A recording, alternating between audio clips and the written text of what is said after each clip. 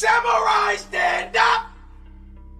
Obviously, hey. Has been how long since CoryxKenshin posted? I need something to post, please. Cory, get up. When it comes to CoryxKenshin, the writing has always been on the wall, right? I started watching Cory back in like 2020, right?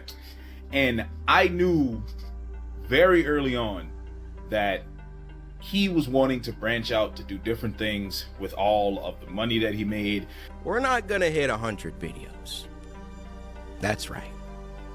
We're gonna hit 200 videos! 200 video goal right now, this year, we're doing it absolutely. He set a goal of 100 videos. He did not hit it. He ended 2025 with 60. And then in the same video where he acknowledged that failure, in the same breath, almost in the same sentence, he announced 200 videos for 2026. The chat went into chaos. People who had been watching him for years sat there genuinely unsure whether to laugh or just close the tab. Then he said he was joking, and the internet exhaled. But here's the thing about that joke. It landed the way it did because everyone already knew the punchline before he delivered it. That is not a funny situation. That is a community that has been conditioned by years of experience to expect disappointment in advance. I'm honestly so tired of this. I don't dislike Cory. I'm a huge fan actually, but the way he randomly ghosts everyone with no warning just seems so immature to me. I feel like as a large supportive fan base, we should at least get a warning whenever he's going on hiatus, but he never tells us and just leaves us in the dark for however long he wants. This is not a video about hating CoryxKenshin. He is one of the most genuinely good people to ever sit in front of a camera on this platform. That is not a debatable point. What is worth examining honestly, and what nobody in his community seems able to do without either defending him completely or dismissing him entirely, is the pattern. The specific, documented, years-long pattern of promises made and not kept, of disappearances with no communication, of a creator who built one of the most loyal communities in the history of gaming YouTube and has repeatedly treated that community like they will wait forever, regardless of what they are told or not told. They will. That is the problem. They absolutely will. So like, when Cory comes back, like, what do you think he's gonna say in the new video as to why he didn't post 100 videos or something? Because I mean, like, it's not like he comes up with like a new reason or a new excuse as to why he didn't drop a video. Like right now it's the manga thing. I think he said in his last, what, like 2-3 videos addressing it?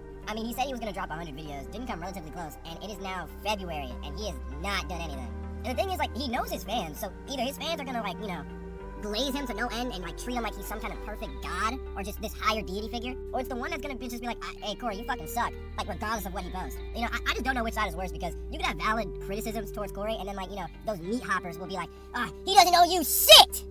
Damn, I didn't say he did. Cory started his YouTube channel in 2009. His early content was exactly what you would expect from that era. Skits and vlogs filmed on a low-quality webcam with minimal editing. He uploaded inconsistently and saw minimal results. On September 30th, 2011, he posted his final video before disappearing from the platform entirely for 2 full years. No explanation, no goodbye, nothing. He simply stopped. That was the first one. It would not be the last. When he came back in 2013, he pivoted to gaming content, specifically horror gameplay, which was growing rapidly on the platform at that time. And then Five Nights at Freddy's happened. The game was exploding in popularity, and Cory was already established as a horror gameplay creator. The combination produced exactly the kind of viral moment that changes a channel's trajectory permanently. He grew from 100,000 subscribers by late 2015 to 500,000 just 6 months later, to 1 million by the end of 2016. And he was consistent, uploading daily, editing everything himself. No team, no editor. Just him in a room making videos every single day for an audience that was growing faster than most people understood at the time. The refusal to hire an editor is important context here. As his channel grew and the demand for consistent, high-quality content increased, he never delegated the editing. His reasoning was that he preferred his own style and genuinely enjoyed the process. That is a completely fair creative position. However, the consequence of that position is that the workload never decreased. Every video required him to plan it, record it for however many hours the game demanded, and then spend additional hours editing it. His God of War Ragnarok gameplay alone took 17 hours just to record. That is before a single frame of editing. Multiply that by a daily upload schedule, and you begin to understand why the breaks started happening. The burnout was not a surprise. It was a mathematical inevitability that he walked into with open eyes and without the structural support that would have prevented it. In 2018, he took a 4-month break at the start of the year, then 2 more shorter ones within that same year. The pattern was establishing itself before anyone had given it a name. Come back, upload upload consistently, disappear, return, repeat. His audience adapted. They learned to check periodically rather than expect regularly. They rewatched old content. They made memes about the wait. They built a whole cultural identity around being the people who stay. They called themselves the samurai. They called him the shogun. And the shogun kept leaving without telling anyone where he was going or when he would be back. The 9-month absence is the one that defined this conversation permanently. He went completely offline. Not reduced posting, not slower uploads, complete radio silence across every single platform for 9 months. No tweet, no Instagram story, no nothing. His community sat in genuine uncertainty about whether he was okay, whether he was coming back, whether something serious had happened. Other creators' comment sections were flooded with his fans asking if anyone had heard anything. The speculation was constant. And then, at random, the way it always happens, he came back, uploaded a video, hit #1 trending within 24 hours. Because that is who he is. He can disappear for the better part of a year and return to #1 trending like he simply stepped outside for a moment. The silence during that 9 months is the part of the story I find genuinely difficult to defend, regardless of how much I respect what he has built. Not because creators owe their audiences a constant presence. They do not. Not because burnout is not real. It absolutely is. But because 5 minutes of communication would have changed everything. One tweet, one Instagram story with 3 words, taking some time. That is all it would have taken. His community has proven across every single absence that they will wait as long as they need to. What they cannot process is being left with nothing, being left to wonder. Being treated like the fact of their own emotional investment in someone's work is an inconvenience to be managed rather than a relationship to be respected. I am tired of people defending the silence as just him being a private person. You can be private and still acknowledge the people who have kept your channel alive for over a decade. The 100 video promise is where this shifts from a conversation about burnout into a conversation about accountability. Because everything up to that point, the hiatuses, the silence, the cycle of disappearance and return, could be explained by the genuine difficulty of doing what he does alone. But the 100 video announcement was not something anyone asked for. Nobody pushed him into making that public commitment. He chose to make it. He said it confidently. He said he really thought he had it in the bag. He said he genuinely believed in it. I'm here once again to try and alleviate some of the nonsense. Last year, I set out to do a goal, 100 videos. That didn't happen. I think we ended at 60 or something. Obviously, I really wanted to hit that goal. I really did not want to let you guys down. I can't express the amount of stress and burden that I put on myself because I never even had to make that publicly have that goal and stuff. But speaking on that for a minute, I really thought that I was gonna hit that goal. Otherwise, why would I be so foolish as to publicly make a declaration like that?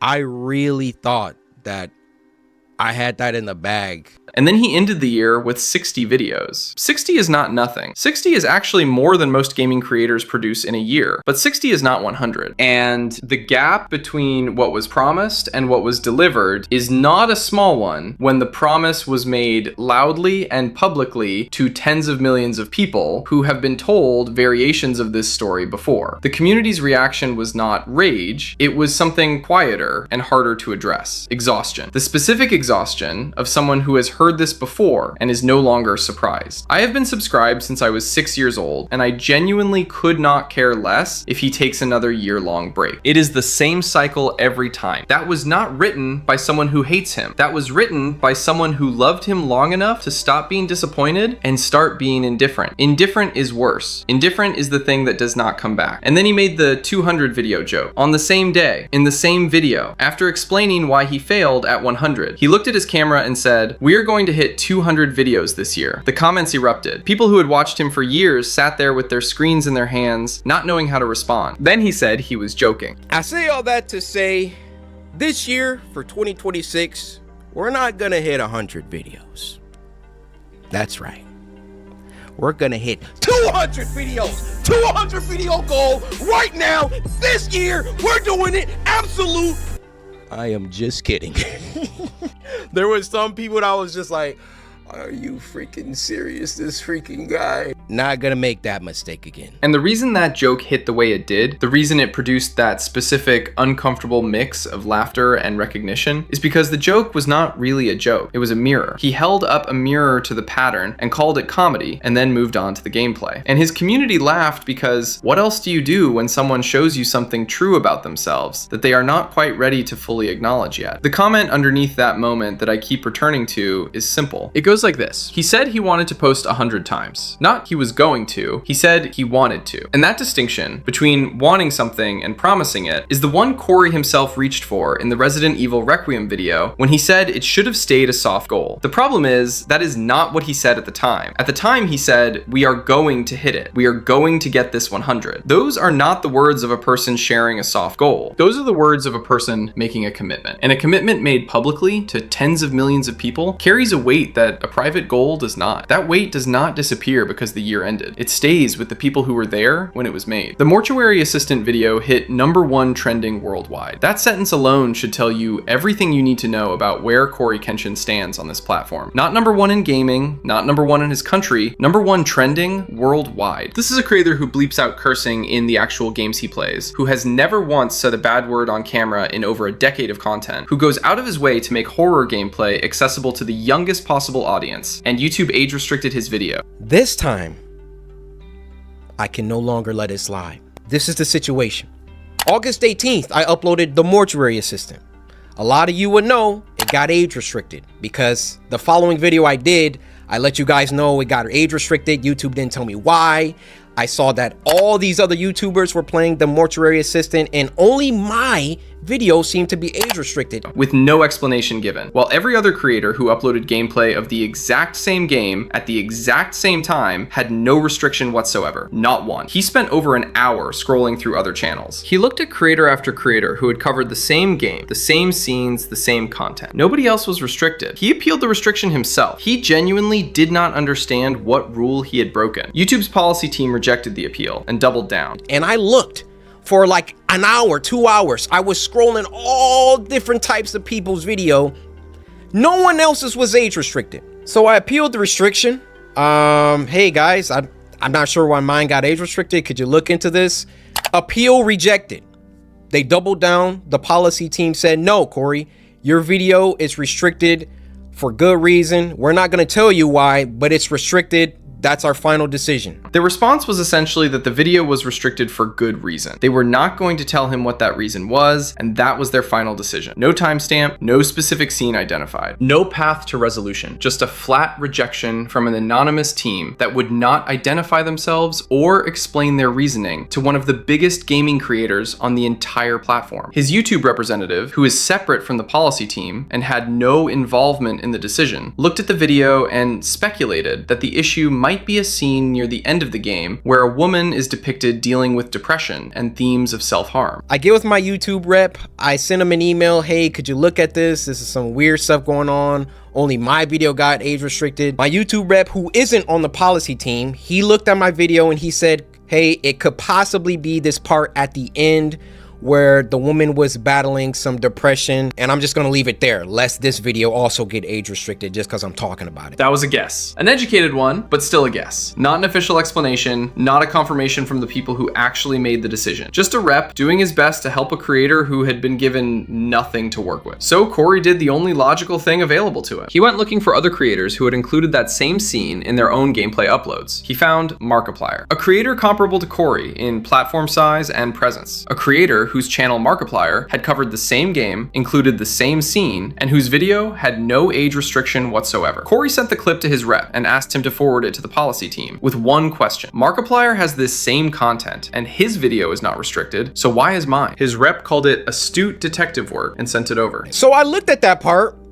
The first thing I did was try to find other YouTubers who had that part, or at least a part similar. Now, Markiplier, I don't know if you'll ever see this, but I just want you to know I have a lot of respect for you, and I didn't mean to drag you into the middle of this. Your channel just happens to be a great reference point because A, you're a really big YouTuber, and B, you're not black. So I can look at your channel, and then I can look at my channel or look at anyone else's channel and make sure that the things in the games that you play, all that they're enforcing the rules equally to everybody. So I go to Markiplier's Mortuary Assistant Part 3, and he had the same situation going on, and his video wasn't age restricted. So I send the video to my YouTube rep. I say, hey, Markiplier has this situation in his video, but his isn't age restricted.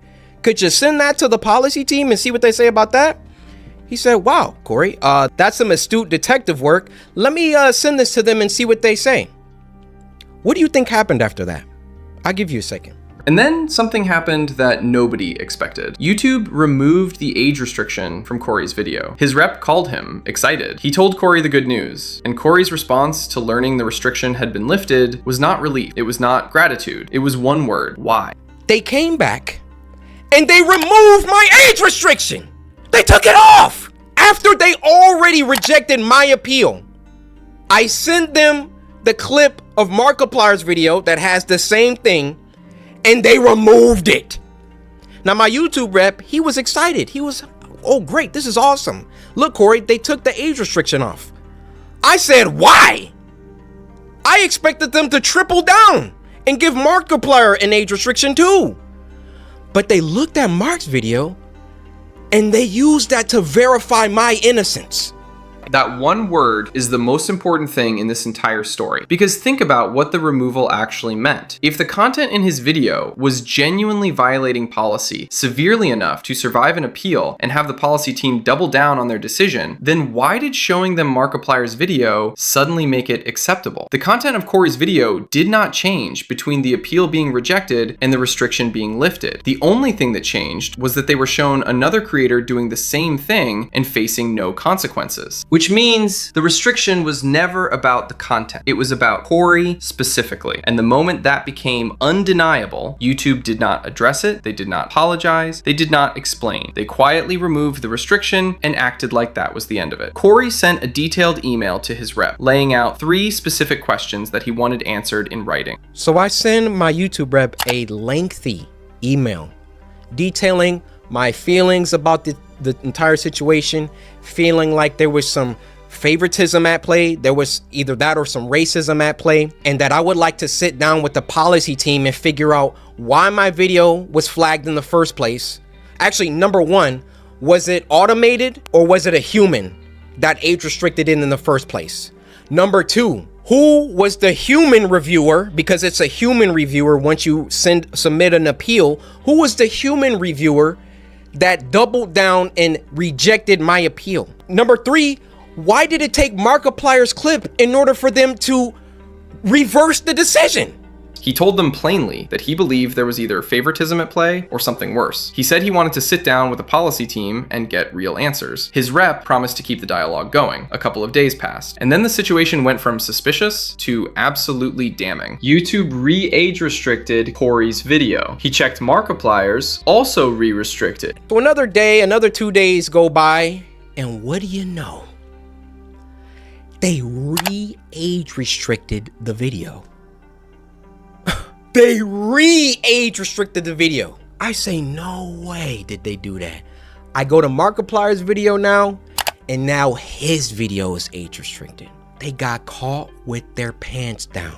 They got called out, and then they had to go back and say, oh, whoa, okay. We see the narrative that he's kind of pushing here. We need to take some steps back. We need to just age restrict them both and be done with it. You thought that I wasn't gonna talk about this, make a video about it? You realize how bad this looks for you, YouTube. You realize how unfair this comes across. Quick word from our today's sponsor, Pop Vibe. Looking for real vibes? Welcome to Pop Vibe, the next generation of social networking. It's designed to connect you through entertainment, community, and real-time interaction. Experience live shows and trending discussions exactly as they happen around you. Experience the pulse of your city. From trending gossip to the best local happenings, discover it all as it happens. This is where participation leads to real connection. Join the conversation and be part of the vibe. Be part of a digital community where every single voice is heard. Join the movement at popvibe.live. Download the app now and let's connect. To get the same experience, click the link in the description to get started for free. They had been caught being inconsistent. They had been confronted with evidence they could not explain without incriminating themselves. And their response to that situation was not accountability, it was not transparency, it was to go back and restrict both videos simultaneously so that the enforcement would look equal. In all of Cory's years on the platform, he had never seen a video get restricted, then unrestricted, and then restricted again. Nobody had. That sequence does not happen by accident. That is a deliberate decision made by someone who understood exactly what Cory was pointing at and decided the cleanest solution was to eliminate the comparison rather than explain the original inconsistency. Cover the evidence rather than address it. He was honest about the weight of what he was saying. Accusing a company of racism is an enormous claim, and he acknowledged that openly. He said if he was wrong, he would retract the video entirely and make a public apology to YouTube. His father had raised him to be a man about his mistakes, and he had no problem doing that. Now I realize that when you call someone a racist, that's a very, very serious accusation. And for that matter, how do you expressly prove that someone is a racist? I mean, unless they're spamming the N-word in the chat. How do you really know? And admittedly, I cannot 100% prove that race had everything to do with this. But I can tell you the people on that policy team, those shadow people that are anonymous and get to enact their will however they see fit. How can we be sure that they take a black person's video and a white person's video and it can be the same exact video and they restrict the black person's video but not the white person's video? I feel I've been mistreated for a long time. I mean, even when we hit 10 million subscribers and I was supposed to get my diamond play button and there was no correspondence. These situations always coincide with an uptick of growth. And it always just comes off like we can't let this black guy get too high up. I mean, if I'm wrong, I'm wrong. I'm telling you, that's how it comes off. I don't see any other YouTuber that gets #1 trending many times and then all of a sudden they're getting age restricted and they're getting copyright strikes and all of that. If I'm wrong, I'm wrong. Point them out. I want to see them. I'll retract this entire video. I'll make a public apology to YouTube. I have no problem. My dad taught me if you make a mistake, be a man and address it and apologize. I will do that, no problem. But he laid out what he could prove. Same game, same scene, same platform. One video restricted, one not. The restricted one was his. And every single time a situation like this had occurred throughout his career, it had happened right at the moment when he was gaining his biggest traction. He pointed out that he had never seen another creator at his level who consistently hit #1 trending and then consistently received copyright strikes and age restrictions every time they came back from a break. He invited anyone to show him that example. Nobody could. Why is my channel so much more heavily scrutinized than my peers? My peers, and when I say peers, I mean people around my level, around my view count, just to keep it simple. Why is my channel so much more thoroughly scrutinized? Especially so when I've been #1 trending multiple days in a row, which I've done multiple times. And every single time I start to get an uptick in traction, an uptick in activity, here comes YouTube coming through. Hey, let's get him for that video from 2019. Yeah, you see this, Cory? No, this is bad. It wasn't bad the 9 months that I was off the platform. It was only bad when I got back and I was #1 trending. This situation was only bad because I've been #1 trending since I got back. Every other YouTuber has uploaded the Mortuary Assistant. And now they're about to start putting in some age restrictions because I called them out on some unfair behavior. He pointed to the YouTube front page logged out and asked people to count how many black creators YouTube was promoting by default every single day. Then he pointed to YouTube Black, the platform's initiative specifically designed to spotlight black creators, and called it what it actually was: condescending. Because if black creators needed a separate spotlight to be seen on a platform they had spent years building audiences on, what that initiative actually communicated was that the platform did not believe they could get there on their own merits. I believe there is some racism involved within the policy team, and YouTube in general really doesn't care about black people like that. They got their favorite creators. You know, log out of YouTube. Log out and go to YouTube. You'll see the people on the front page every single day. You'll see the favorites. Count how many are black. Count how many are of people of color. So then what does YouTube try and do? They try and peddle YouTube black. They try and give us a spotlight. And do you know how condescending and patronizing that is? Oh yeah, let's give a spotlight to these black creators because we're all about diversity. All this communicates is black people aren't good enough on their own skill, on their own merits, on their own talent. So we gotta give them a spotlight. We gotta come down and raise them up so they can get some spotlight action. He had spent over a decade building one of the most loyal communities on YouTube. He did not need a spotlight. He needed the same rules applied to him that were applied to everyone else. That was the entire ask. Equal treatment, nothing more. Jacksepticeye saw the video and texted Cory directly. His message was straightforward. Get him, King. Sorry you have had to deal with all of this. It is exhausting trying to guess how YouTube will handle content these days. And then he made his own video about it. What Jack brought to the conversation is what made the whole situation impossible for anyone to dismiss. Because Jack is a white creator who openly acknowledged his own privilege on the platform and still corroborated almost everything Cory had experienced from within his own channel. Jack's girlfriend Evelyn uploads content in the same room as him. They play the same games, cover the same content, and upload at similar times. On multiple occasions, her videos would get flagged or age restricted, while his stayed completely clean. And I have very good evidence of this as well, because I have a girlfriend who does the exact same job as me in the other room, and a lot of times we upload the same games. And this has happened a couple of times now where we'll both upload the same game, her video will get flagged or claimed or something like that, and mine will be totally fine. And then she's wondering why mine is clear, and I'm also like, yeah, that's so weird. Why is mine suddenly fine? Like, did they just not flag me because I'm a bigger creator? And then sometimes a couple of days will go by and then I'll get flagged for it. But it's like, why did hers get flagged instantly and mine didn't? She uploaded the Mortuary Assistant and got age restricted for the exact same scene that triggered Cory's restriction. Jack's video on the same game took several days before it was flagged at all. Because she got flagged for the Mortuary Assistant as well, got age restricted for the same scene, and it took days before mine did. When you think, if it's supposed to be that obvious that it's in the system and these types of scenes are happening and they get auto-flagged by this system, shouldn't it be consistent across everybody's? If the system was genuinely automated and based purely on content, both videos should have been flagged at the same time. They were not. Jack did not want to be the one getting away with it. He said directly that he did not want special treatment because he was a bigger creator. I don't want special treatment because I'm a bigger YouTuber. I don't want special treatment because I've been on the platform for a while, or maybe my content has been a bit more palatable to a lot of people and I don't like rock the boat. I mean, I swear a lot of my content, and that's been something in the past where I'm like,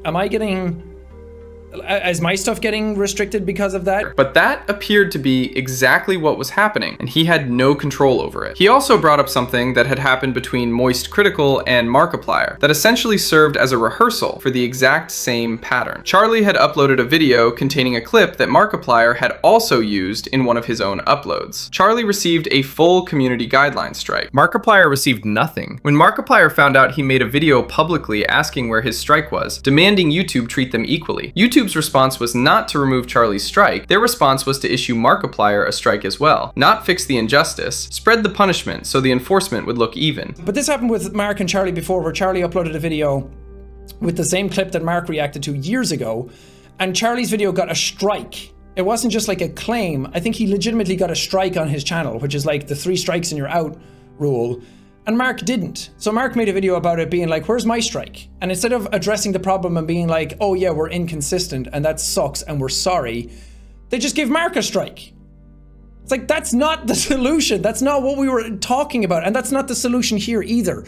We're not saying everybody should be flagged now because we're talking about it. It should be, maybe everyone should be flagged for the same things all the time, so it's consistent across everybody's channels and no one is being prioritized. No one's getting favoritism, or is the system just missing things, which is also a big problem. Like, what is actually going on? We don't know. And that's really disheartening to upload content. That is identical to what they did to Cory and Markiplier with the Mortuary Assistant. Both strikes were eventually rescinded, and YouTube called it an overreaction and a mistake. But their first instinct was to double down rather than correct themselves. That tells you everything about how that policy team operates under pressure. Moist Critical made his own video addressing Cory's situation and dismantled one specific argument that some people were using to explain away the discrepancy. The argument was that Markiplier received more leniency because he was more advertiser friendly than Cory. Charlie shut that down immediately, and the logic of doing so is obvious the moment you think about it for more than 5 seconds. Now I want to immediately squash the argument I know a few people will make that CoryKenshin might not be as advertiser friendly as Markiplier, which is why Markiplier is being favored by YouTube here. That just doesn't work, because Markiplier still says bad words. He'll say fuck and shit and damn, you know, he'll squeeze in some naughty words. CoryKenshin is squeaky clean. He doesn't say any naughty words. He even censors bad words in the games that he plays in the videos. He is the more advertiser-friendly creator. So it's not just YouTube playing favorites for whoever's more advertiser and brand friendly. It's not the case, because if it was, Cory would be the winner there. So it definitely has to be something else at play for why they demonetized Cory and not Marks. Markiplier swears in his videos. He says words that Cory has never once said on camera in over a decade of content. Cory bleeps out cursing in the actual games he plays. He goes out of his way to make his content accessible to the youngest possible audience, even when covering horror games. By every measurable standard, Cory is the more advertiser-friendly creator. If YouTube was making content decisions purely based on brand safety, Cory should be the one receiving the lighter treatment every single time. The fact that the opposite was consistently happening could not be explained by content. Something else was at play. Jack spent considerable time in his video talking about the appeal system and what he believed was structurally broken about it. He described uploading a video, having it flagged, appealing it, having it cleared by what was supposedly a manual human review, uploading it, and then having it flagged again days later, with no explanation for why the second reviewer overrode the first. He mentioned a specific instance where a video of his was flagged, and his rep looked into it and came back with the possibility that the automated captions contained underscores, the same underscores YouTube uses to censor swear words, and the system may have interpreted that as Jacksepticeye swearing when he was not.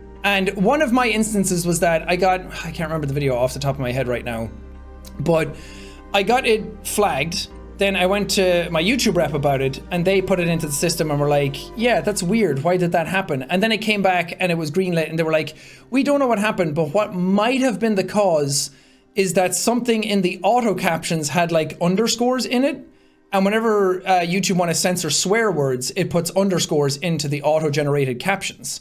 So it might have thought that I was swearing where I wasn't swearing and auto-flagged the video, which is a massive issue. An underscore in an auto-generated caption. That is the level of precision, or rather the complete absence of it, that is determining whether creators can make money or not. And nobody tells you that is the problem. You just lose the momentum of your upload window and have no idea why. The upload window point is one of the most important things Jack raised, and it connects directly back to why the YouTube targeting matters for Cory specifically. The majority of views on a YouTube video arrive in the first 24 to 48 hours after it goes live. That is when the algorithm pushes it hardest, when subscribers see it, when it has the best chance of gaining traction and being recommended beyond the existing audience. If a video gets flagged during that window, even temporarily, it gets recommended less. It gets pushed to fewer people. It loses momentum, it cannot recover. And for creators without a YouTube representative, that flag simply sits there. No functioning appeal path, no human to contact, no escalation available, just quiet suppression that the creator notices immediately in their numbers, while most viewers never see anything different at all. Jack pointed out that there are a significant number of creators who are almost certainly being hit with restrictions that should never have been applied. And because they have no platform representation, they have no way to fight it, and no way to even discover what caused it. This is the two-tier system that both Cory and Jack kept returning to throughout their respective videos. YouTube representatives exist only above a certain level of platform prominence. Below that threshold, creators are entirely at the mercy of an automated system and an anonymous policy team that will not explain their decisions and cannot be reached reached for comment. Cory said it better than anyone else has managed to. Imagine this happening to someone with 10,000 subscribers or 1,000. What can they do? There's nobody to call, nobody to email, nobody to escalate to. Their video stays flagged, their channel stops growing, and they never find out why. He had over 10 million subscribers and a partner manager, and even he almost hit a wall that he could not get past. The system does not treat everyone equally. It treats people according to the size of the audience they have already built, which means the people who most need protection from arbitrary enforcement are precisely the people least able to access it. Then came the Resident Evil Requiem situation. Years after the Mortuary Assistant, Cory came back, uploaded his gameplay, and got age restricted. Markiplier played the same game, no restriction. IShowSpeed played the same game, no restriction. Berleezy played the same game, no restriction. And the detail that made this particular instance of the pattern more pointed than any that came before it, Cory had been sponsored by the game's own developers to play it. The people who made Resident Evil Requiem had specifically chosen him to promote their game. YouTube simultaneously restricted his video of it. The community went straight back to the original racism and favoritism video, and the comment sections came alive again, as though no time had passed. The pattern had not stopped. It had simply waited for the next time he came back and started doing significant numbers. There is actual pornographic content on the platform. That exists. It is documented. People flag it regularly. It takes YouTube days, sometimes much longer, to act on it. And in that same environment, a creator who has never sworn on camera, who bleeps the cursing out of the actual games he plays, gets age restricted on a horror gameplay video within hours of it going live. YouTube had no problem taking down a legitimate creator's video quickly. The selective speed of their enforcement is its own form of evidence. I want to be clear about something before this ends. The hiatuses and the broken promises of this story are not the same problem as the YouTube targeting him story. They are separate issues happening to the same person. The targeting does not excuse the 100 video failure. The broken promises do not diminish the reality of what YouTube has been doing to his channel. Both things are simultaneously true. And the difficulty of holding both at once without collapsing one into the other is part of why this story has never been told in full. However, when you put them together, when you look at a creator who has been systematically suppressed every time he gains momentum, who hits #1 trending and gets struck the next day, who sponsors a game for its developers and gets age restricted, who fought for years to get fair treatment from a platform that never publicly acknowledged his concerns, you begin to understand something about the breaks that the burnout explanation alone does not account for. When the platform you have spent over a decade building on treats your return as an opportunity to find something to penalize you for, the incentive to keep returning diminishes. That is not a justification for the silence or the broken promises. It is context. And context matters even when it does not resolve everything. His most recent return, the Resident Evil Requiem video, contained the most honest thing he has said publicly in years. He acknowledged the blueprint by name. He said himself, come back after more than 2 months, apologize, make a couple of excuses, transition to gameplay. It's not a CoryKenshin video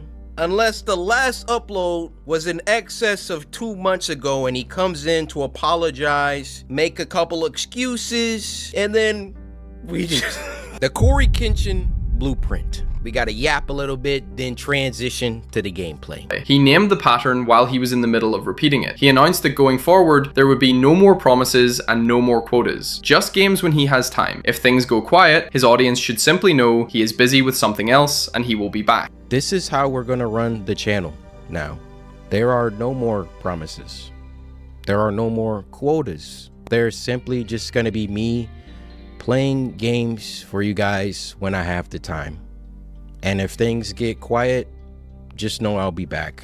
I just got busy with something else. He is working on multiple projects, one that his community has never heard of and has been in development for nearly 2 years. Monsters We Make, another project beyond that. His life at 33 looks different than it did when he was dropping out of college and uploading twice a day, and that was 10 or 11 years ago. That is a mature and honest position. It is also the position he should have reached approximately 5 years and several broken promises earlier. And the question that neither document, neither comment section, neither community post fully answers is whether a declaration made from inside a pattern of declarations that did not hold means anything different this time. His community will wait. They have proven that so many times, it is no longer even an open question. But waiting for something and knowing what you are waiting for are two different things. And the gap between who CoryKenshin used to be, the person uploading daily, editing everything himself, building something from nothing in a dorm room with no connections and no team, and who he is now, a 33-year-old man man with multiple projects and a life that has genuinely changed is a gap that no amount of waiting will close. That is not a criticism, it is just true. And the most honest thing his community can do with that truth is look at it directly instead of through the particular kind of loyalty that stops being love and starts being a refusal to see. Thanks for watching and subscribing. Do you think this is the reason why Cory is inconsistent with his uploads of late?